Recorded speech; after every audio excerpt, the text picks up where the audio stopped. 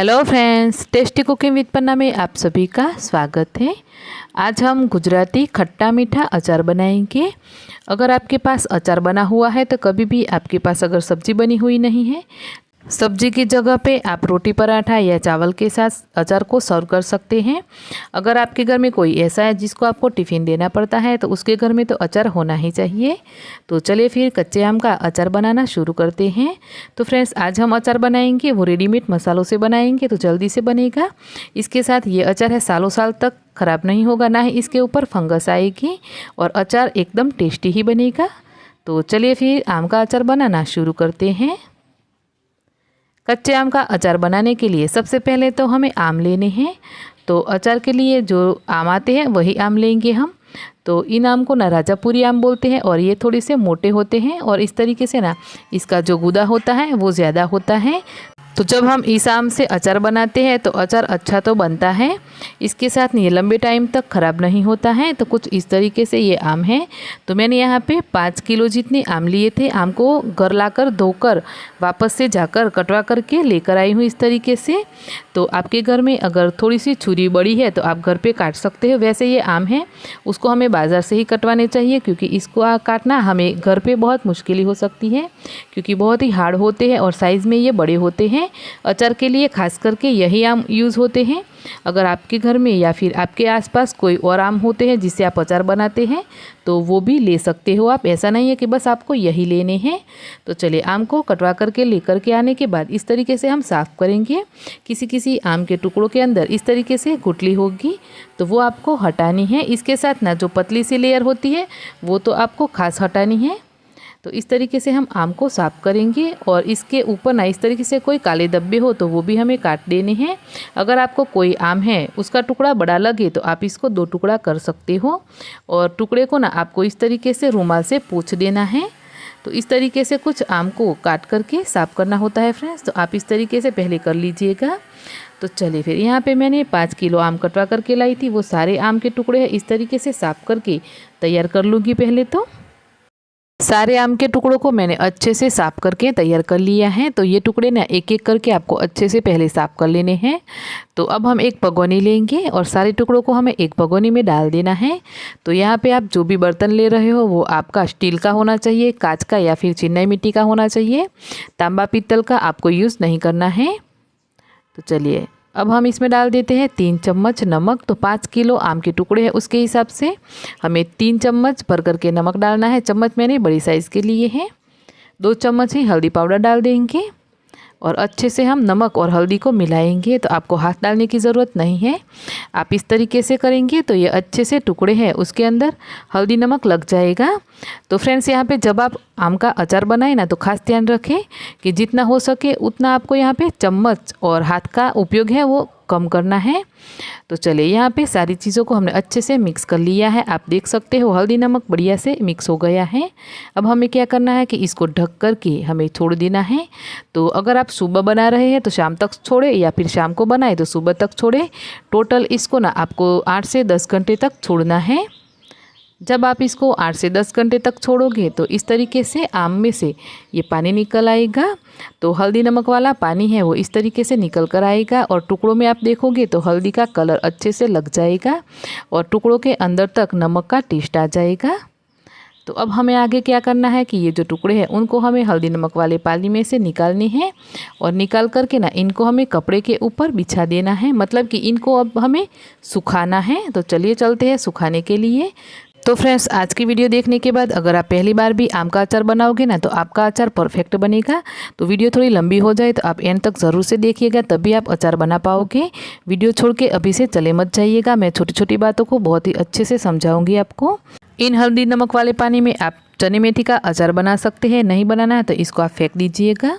तो चलिए फिर, अब हम टुकड़ों को इस तरीके से साफ कपड़े पे ऊपर बिछाएंगे। तो इनको हमें धूप में नहीं सुखाना है, इनको हमें पंखे के नीचे ही सुखाना है। तो मैंने एक खटिया के ऊपर दुपट्टा डाल दिया है। दुपट्टे के ऊपर सारे टुकड़ों को हम ऐसे फैला देंगे। अब हमें आम के टुकड़ों को अच्छे से सुखाना है। तो करीब 8 से 10 घंटे ही लग जाएंगे इनको सूखने में। सूखने के बाद आपको किस तरीके से ये होने चाहिए वो भी मैं आपको आगे दिखाती हूँ, ताकि आपको अच्छे से समझ आएगा। तो चलिए यहाँ पे हमारी जो आम के टुकड़े हैं वो अच्छे से सूख गए हैं। तो हम देखेंगे ना, तो पहले हमने देखा आम के टुकड़ों को तो इसमें से पानी निकल रहा था। तो अब हम इसको चेक करेंगे इस तरीके से दबा करके। जब आप इस तरीके से दबाएं तो इसमें से बिल्कुल भी पानी नहीं निकलना चाहिए और ज़रा सा भी इन टुकड़ों के अंदर मॉइस्चर नहीं रहना चाहिए। तो चलिए इस तरीके से कुछ इसको सुखा करके तैयार कर लें। थोड़े ज़्यादा सूखेंगे तो आपका अचार जो टुकड़ों होंगे वो थोड़े हार्ड रहेंगे, लेकिन ये चलेगा आपको।